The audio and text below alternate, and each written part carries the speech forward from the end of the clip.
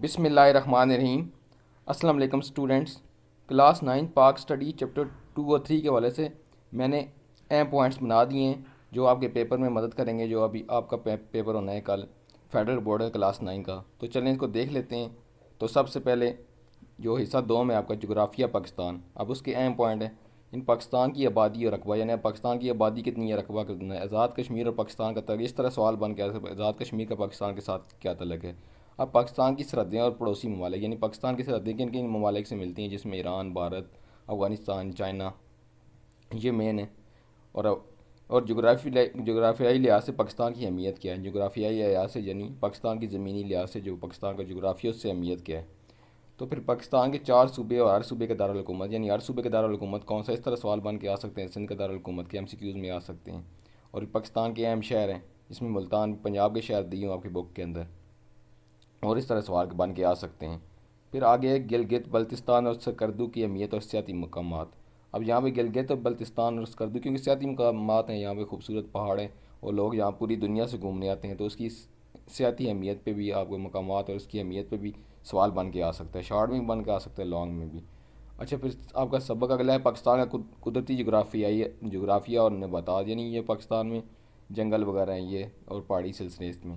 اب پاکستان کے پہاڑی سلسلے جیسے سیاحتی مقامات میں ہیں، جیسے میں پچھلے پہ کہہ چکا ہوں، جس میں کو ہندوئی کش کا سلسلہ، کو کراکرم، کو سلمان، کو کیرتر، مشرقی مغربی پہاڑ۔ اب پہاڑی علاقوں میں قدرتی وسائل جو ہوتے ہیں اور چشمے وغیرہ ہیں، ٹھیک ہے۔ اور پہاڑی علاقوں میں مکینوں کو مسائل، یہاں مکینوں کو مسائل بھی بہت سے ہیں وہاں پر، ٹرانسپورٹ کے مسائل اور دوسرے تیسرے جو آپ کی بک میں اندر مینشن ہے۔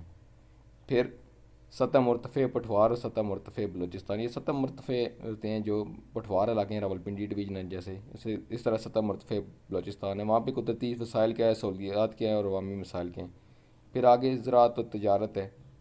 پھر نکاسی کے مسائل ہیں، یعنی پانی کی نکاسی کیا مسائل ہیں۔ پھر کو سالٹ نمک، یعنی کھیوڑا کان جو ہے، جہاں نمک کی کان ہے، جہاں کو سالٹ نمک رینج ہے۔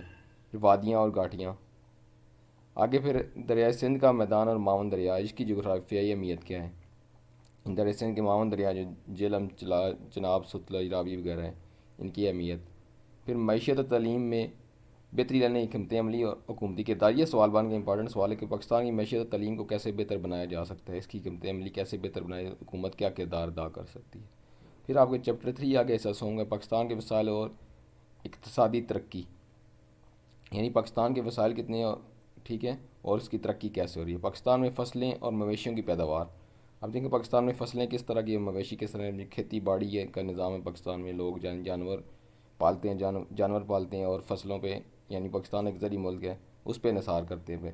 پھر نقد فصل کون سی ہوتی ہیں، اہم فصلیں پاکستان کی، اب زراعت کے شعبے ہیں، پھر اہم فصلوں کے اندر گندم، چاول، کپاس، چنا، مکئی، تمباکو اور اس کی کاشت کے مسائل ہیں۔ پھر کسانوں کو درپیش مسائل، یعنی کسانوں کو کون کون سے درپیش مسائل ہیں، گندم کے میں کون سے ہیں، کپاس میں کون سے ہیں، چاول میں کون سے ہیں، اور یہ آپ کے سوال بن کے آ سکتے ہیں۔ اور اس سے فصلوں کے کیسے بہتر، زراعت کے شعبے کو کیسے بہتر بنایا جا سکتا ہے، اس پہ بھی سوال بن کے آ سکتے ہیں۔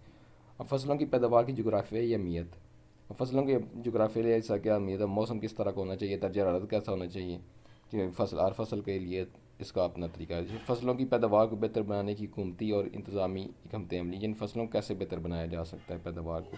پھر اس طرح پھلوں کی پیداوار ہے، پھلوں کی کاشت ہے، کسانوں کو حکومتی مدد اور سرکاری اسکیمیں کیا ہیں اس کے لیے۔ پھر آگے نیکسٹ ہے مویشیوں کی پیداوار اور فارمنگ، یعنی مویشی کی جو فارمنگ کا سسٹم ہے اس کی پیداوار کس طرح ہے۔ مویشی پالنا خانہ بدوش جو ہوتے ہیں، جو مستقل رہائشی نہیں ہوتے ہیں، اور اس طرح مستقل رہائشی جو مویشی پالتے ہیں، اچھا خانہ بدوش ہوتے ہیں جو پہاڑوں میں آتے ہیں، جو جگہ چینج کر لیتے ہیں، گرمی آتی ہے کہ دوسرے پہاڑوں میں چلے جاتی ہے، پھر سردیوں میں دوسرے، ان کا وہی طریقہ ہوتا ہے کیونکہ وہ گھر نہیں ہوتے، خانہ بدوش ان لوگوں کو کہتے ہیں۔ اچھا ماہی گیری ہے، پاکستان میں ماہی گیری اور مچھلی کی پیداوار، یعنی جو مچھلیاں پکڑ کے اپنا گزارا کرتے ہیں یہ ماہی گیر ہوتے ہیں، یہ ماہی گیری کا سسٹم ہے۔ اور سمندروں سے پکڑتے ہیں، تجارتی ماہی گیری، یعنی مچھلیوں کے ذریعے تجارت کی جاتی ہے، مچھلی کی مختلف اقسام ہیں۔ پھر مچھلی فارم، آبی زراعت ہے، ماہی گیروں کا روزگار اور مشکلات، یعنی ان کو روزگار ملتا ہے، یعنی مشکلات بھی ہوتی ہیں جب طوفان وغیرہ طوفان وغیرہ آئیں تو ان کو ان دنوں میں مچھلیاں پکڑنے سمندروں کے قریب نہیں جا سکتے، اس طرح کے مسائل بھی ہیں۔ اچھا ماہی گیری اور حکومتی اقدامات، یعنی حکومت کو کیسے بہتر کر کے ماہی گیری کے اقدامات کو بہتر بنایا جا سکتا ہے۔ پاکستان میں آگے قدرتی حفاظت، یہ بہت امپارٹنٹ سوال ہے آپ کے، سیلاب، طوفان اور زلزلے کا آنے کا سلسلہ، یعنی پاکستان میں سیلاب طوفان زلزلے آتے ہیں، اس کو یعنی اس سے نقصان سے کیسے بچا جا سکتا ہے، حکومتی تیملیاں کیا ہونی ہے، اس سے بچنے کی تیملیاں کیا ہونی چاہیے۔ اب خشک سالی، پاکستان میں خشک سالی بھی بہت جگہ پر ہے، اور اس کے مسائل کیا ہیں، اس کو کیسے بہتر بنایا جا سکتا ہے۔ پھر پانی کے مسائل ہیں، یعنی پانی پاکستان میں بہت کم ہے کئی جگہ پر، کہیں تو اس کی زندگیوں کے لوگوں کی زندگی پر کیا اثرات، آب و ہوا کیا اثرات ہیں۔ اچھا، سیم اتھور کے مسائل، سیم اتھور سے کیا مراد ہے، اس کے مسائل۔ پھر نشیبی علاقے اور بنجر علاقے، یہ نشیبی علاقے میں جہاں پانی کھڑا، بنجر علاقے وہ ہوتے ہیں جو آباد نہیں ہوتے، جو زمینیں بنجر ہیں، کوئی ہموار زمینیں نہیں، کاشت کی قابل نہیں ہوتی، ان کو کیسے بہتر بنایا جا سکتا ہے۔ اب بھی اس پانی کے وسائل، اب وسائل پاکستان میں پانی کے مسائل بھی ہیں، اور ساتھ وسائل جن کی سہولتیں کون سی ہیں۔ جو ڈیم ہے منگلا اور تربیلا، بہت بڑے ڈیم ہیں دو۔ پھر پاکستان کے دریا اور نہریں، ٹھیک ہے، دریا سندھ ہے۔ پھر نظام آبپاشی کے فائدے اور درپیش مسائل۔ نظام آبپاشی کیا ہوتا ہے، مصنوعی طریقے سے فصلوں کو پانی دینا ٹیوب ویل کے ذریعے، اور اس میں کیا کیا مسائل ہیں، اس سے فائدے کیا ہیں۔ پانی کی نکاسی کے انتظامات اور نقصانات، اب یہ سوال میں پہلے بھی آپ کو بتا چکا، بہت امپارٹنٹ ہے۔ آگے صنعتی اور انسانی سرگرمیاں، مثبت اور منفی اثرات، یعنی پانی پر یہ جو ہے صنعتی اور انسانی سرگرمیاں کی جاتی ہیں، جیسے فصلوں، یہ فیکٹریوں کا یہ فضلہ وغیرہ ہوتا ہے، ٹھیک ہے، اور انسانی سرگرمیاں ہوتی ہیں، یہ پانی کی نکاسی پر کیسے منفی اور مثبت اثرات ڈالتے ہیں۔ اچھا، اب آبادی کا ڈھانچہ، آبادی میں اضافہ اور ملکی معیشت پر اثرات ہیں۔ پاکستان کی آبادی بہت زیادہ ہے، لوگ دیہاتوں سے شہروں کی طرف آتے ہیں، اور اس طرح پھر مینیج کرنا مشکل ہوتا ہے۔ شہروں میں لوگوں کی ہجرت کی معیشت کے مسائل، یعنی لوگ شہروں میں روزگار کے لیے آتے ہیں، لیکن پھر حکومتوں کے لیے مینیج کرنا بہت مشکل ہوتا ہے، جب آبادی بہت زیادہ ہو جاتی ہے۔ آبادی کی تقسیم اور آبادی کی کثافت کی وجہ سے مسائل، یعنی آبادی بڑھنے کی وجہ سے کون سے مسائل پیش ہیں۔ پھر آگے ٹرانسپورٹ اور تجارت، یعنی ٹرانسپورٹ اور تجارت، یعنی نقل و حمل کے ذریعہ جو ایک جگہ سے دوسری جگہ جانا ہے، اس میں گاڑیوں کے ذریعے جو جاتے ہیں، ٹرین کے ذریعے، ہوائی جہازوں کے ذریعے، زمینی اور ہوائی سفر کہلاتے ہیں۔ اور پھر خشک بندرگاہیں گاہیں ہیں، کراچی اور گوادر پورٹ ہے۔ پھر سی پیک، یہ سی پیک کا میں پچھلے بھی آپ کو گیسٹ پیپر میں بتایا تھا، بہت اہم سوال ہے۔ اب اچھا، آپ کے سوال اب کنسیپچول بن کے آتے ہیں، ٹاپک آپ دی سوال گھما پھرا کے دیتے ہیں، لیکن آپ نے اسی کے مطابق جواب دینا ہوتا ہے۔ اب ٹاپک آپ کے بک میں سے ہوتے ہیں، سوال کو گھما پھرا کے دیتے ہیں، آپ نے ڈیٹیل اگر ایڈ کرنی ہے تو ٹو دی پوائنٹ بات کرنی ہوتی ہے، تب بھی آپ کے اچھے نمبر آتے ہیں۔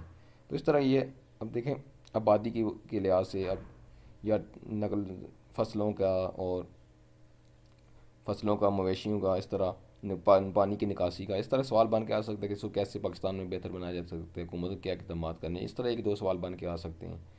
تو پچھلی ویڈیو میں نے لنک ڈسکرپشن دے دیا ہے، اس میں جو کہ ہمیں پاکستان کے متعلق، نظریہ پاکستان کے متعلق میں نے وہ امپارٹنٹ پوائنٹ بنائے تھے، اور گیسٹ پیپر بھی میں نے جو بنایا اس کا لنک پہ ڈسکرپشن میں دے دی ہے، آپ وہاں سے دے سکتے ہیں۔